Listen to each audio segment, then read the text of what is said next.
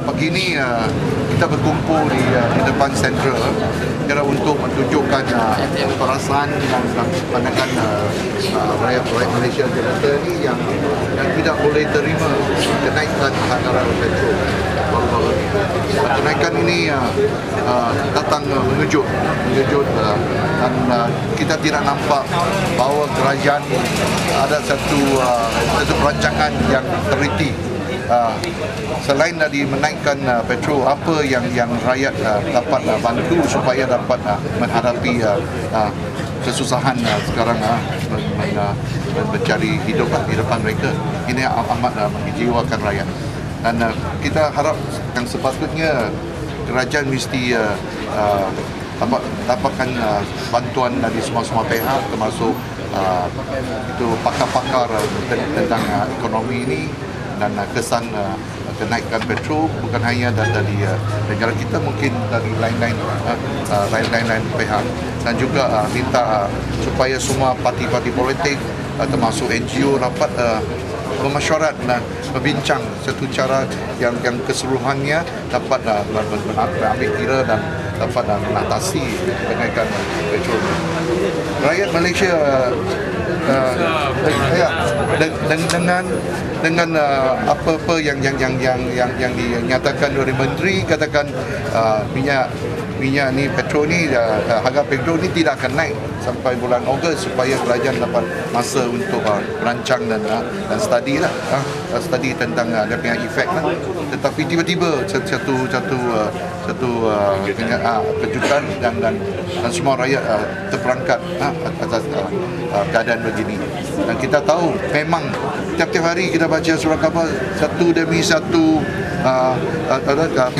sektor sudah umumkan mereka terpaksa naik, tambang terpaksa naik, kos pertama penggaluan harga semua kena naik.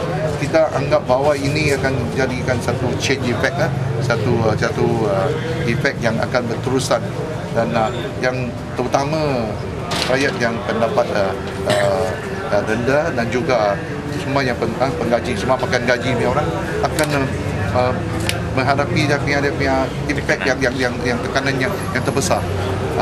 Bukan hanya perniagaan, mungkin mereka dapat buat adjustment, tapi rakyat gaji kalau tetap 1,500, bagaimana kita nak jimat lagi?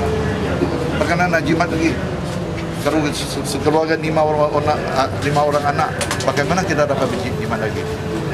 Jika kalau gaji dikatakan akan ikut naik, mungkin perniagaan ini ada perniagaan yang tidak mampu lagi berteruskan. Itu yang kita anggap bahawa kita berpendapat bahawa kerajaan sepatut mesti ada studi yang lebih teliti. Baru-baru parlimen bulan depan, parlimen hanya bincang tentang subsidi saja, dan dengan amat jelas di parlimen bahawa semua ahli parlimen termasuk dua pihak dari Pakatan Lawat dan juga Barisan Nasional tidak boleh terima bahawa subsidi ini sebahagian besar dibagi kepada beberapa syarikat saja seperti independent power producer. Ini mengapa mereka dapat keuntungan yang besar, masih dapat subsidi ini, tapi rakyat dikatakan kena tanggung kenaikan petrol.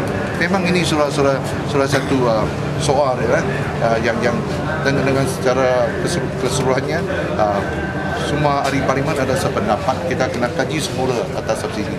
Tetapi belum lagi kaji semula subsidi ini, tidak nampak lagi rakyat. Sebab itu pagi ini kita berkumpul ialah untuk menunjukkan bahawa rakyat ini bantah tentang kenaikan.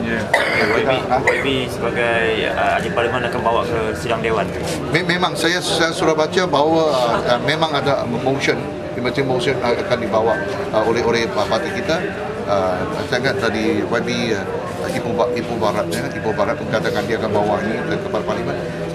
Saya ingat bukan hanya kita saja, memang semua parti pun akan berbincang tentang perkara ini. Bila akan bawa? 23 kita hari bulan ini akan teruskan bersidang, dan saya percaya ini mesti kan satu isu pertama.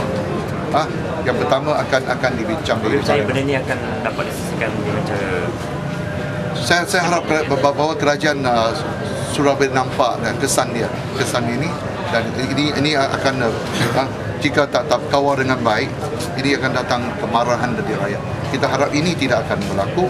Kita harap kerajaan dapat semula study kes ini dengan baik. Berapa YB dijangka untuk menurunkan kadar minyak? Itu saya tak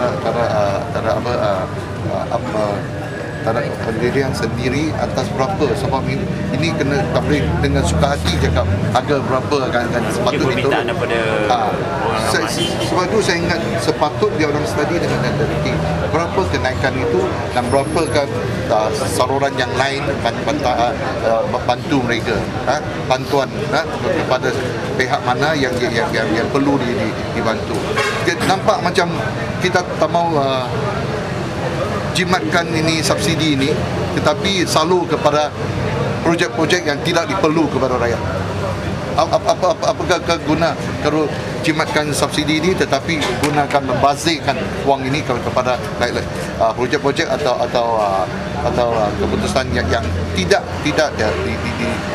diperlu dengan macam terpaksa, itu tidak diperlu. Berapa anggaran kadar yang adakah separuh diperlukan untuk menurunkan harga minyak sepatutnya daripada harga yang sekarang lah naik 78 sen?